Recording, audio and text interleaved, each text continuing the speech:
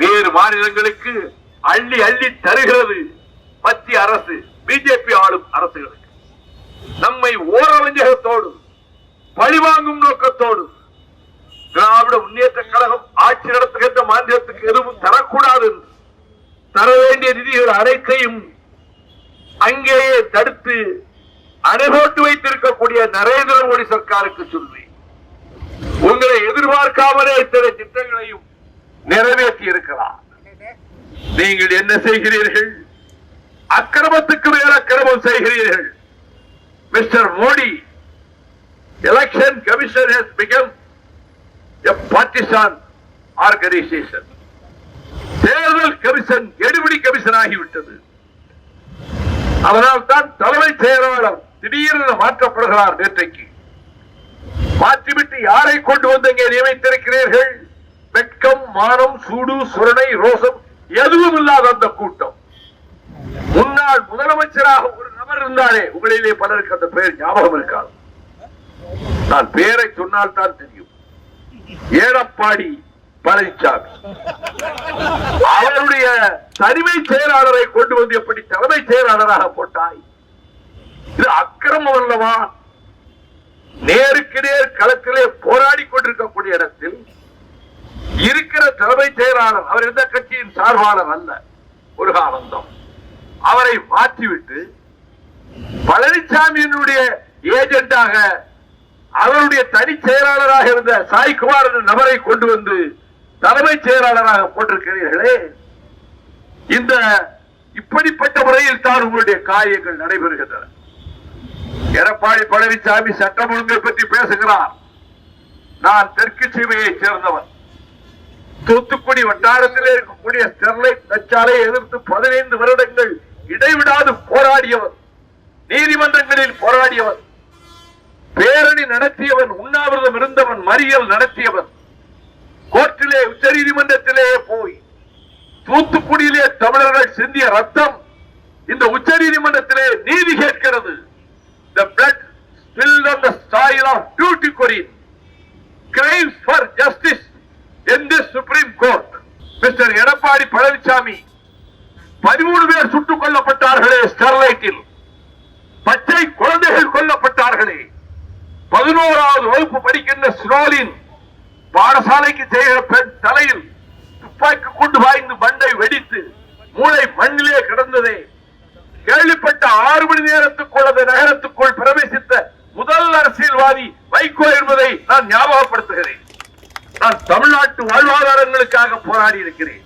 அது முல்லை பெரியார் ஆகட்டும், நியூட்ரோனோ ஆகட்டும், என்எல்சி ஆகட்டும், எங்களை போல போராடியவர்கள் யாரும் கிடையாது. நான் பிறந்தது ஒரு முறைதான் தமிழ்நாட்டில், இனியும் பிறக்கப் போவதில்லை.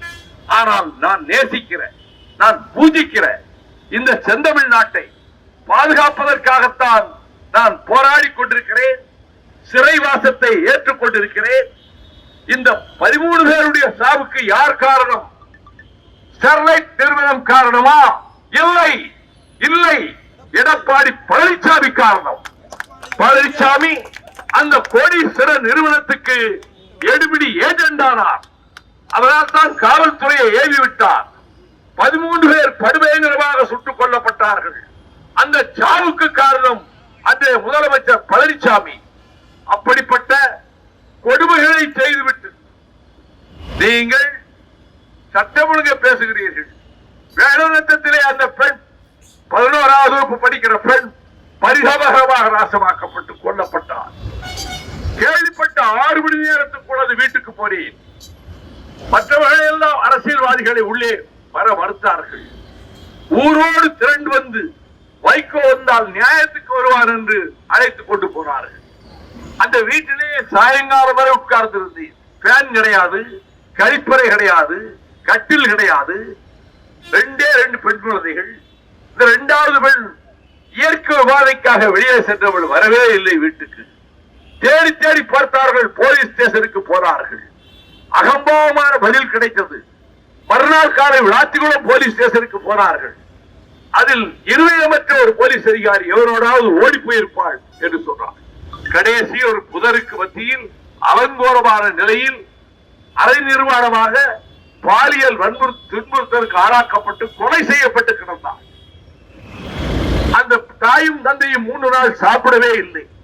நான் பக்கத்திலே உட்கார்ந்து இந்த பழச்சாறையாவது சாப்பிடுங்கள், இப்படி இருந்தால் உங்கள் சிறுநீரகங்கள் கெட்டு போகும் என்று அவர்களிடத்திலே நான் வற்புறுத்தினேன். 7 நாட்களுக்குள் காவல்துறை கண்டுபிடித்தது. கண்டுபிடித்த அந்த கொடிய காமுகனை, பலாத்காரம் செய்து கொலை செய்த அந்த மனித மிருகத்தை எப்படி ஜாமீனில் விட்டார்கள்? இதற்கு முன்பு 2 பெண்களை நாசமாக்கி இருக்கிறார். அவன்தான் இந்த கொடுமையை செய்திருக்கிறார். நான் நீதிபதிகளுக்கு சொல்வேன், பிரஜை என்ற முறையில், ஒரு வழக்கறிஞர் என்ற முறையில், இப்படிப்பட்ட கொடுமைகளை செய்கிறவர்களுக்கு ஜாமீன் கொடுக்க கூடாது. முதலமைச்சருக்கு சொல்வேன், நீங்கள் மீண்டும் முதல்வராக போகிறீர்கள், அதை எந்த சக்தியாலும் தடுக்க முடியாது. அப்படி முதலமைச்சரான பிறகு சட்டம் கொண்டு வாருங்கள். பாலியல் பலாத்காரத்திலே ஈடுபடுகிற யாராக இருந்தாலும் அவர்களுக்கு ஜாமீன் வழங்காத முறையிலே சட்ட சரத்துக்களும் ஆயுள் பரியந்தம் வாழ்நாள் முழுவதும் ஜெயிலில் இருக்க முடியாத தண்டனையும் கொடுக்கப்பட்டால் தவிர இந்த கொலைபாதக மிருகங்கள் திரும்ப மதுவை அறிந்துவிட்டு, போதைப் பொருள் அறிந்துவிட்டு சின்னஞ்சிறு பிள்ளைகளை நாசமாக்கி கொண்டுதான் இருப்பார்கள். அப்படி ஒரு சட்டத்தை நீங்கள் கொண்டு வர வேண்டும் என்று நான் உரிமையோடு கேட்டுக்கொள்கிறேன். செய்திகளை உடனுக்குடன் தெரிந்து கொள்ள கீழ்கண்ட கேபிள் மற்றும் டிடிஎச் நெட்வொர்க்குகளில் எம்நாடு செய்தி தொலைக்காட்சியை காணுங்கள். பாதகம் செய்பவரை கண்டால் நாம் பயம் கொள்ளலாகாது பாப்பா. மோதி மிதித்துவிடு பாப்பா, அவர் முகத்தில் உமிழ்ந்துவிடு பாப்பா. அண்மை செய்திகளை உடனுக்குடன் தெரிந்து கொள்ள இணைந்திருங்கள் எம்நாடு தொலைக்காட்சியுடன்.